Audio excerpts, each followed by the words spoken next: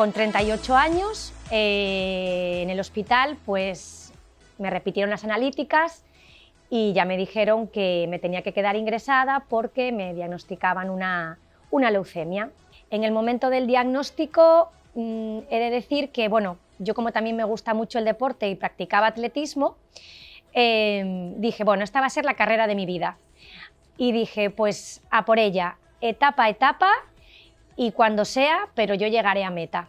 Para que os hagáis una idea, en mi caso, yo tuve que utilizar aproximadamente entre unos 50-100 bolsas de sangre en mi tratamiento, que duró casi 2 años. Cuando decide el médico traer una bolsa de sangre para recuperarte, básicamente en general, nosotros vemos que ahí viene la vida.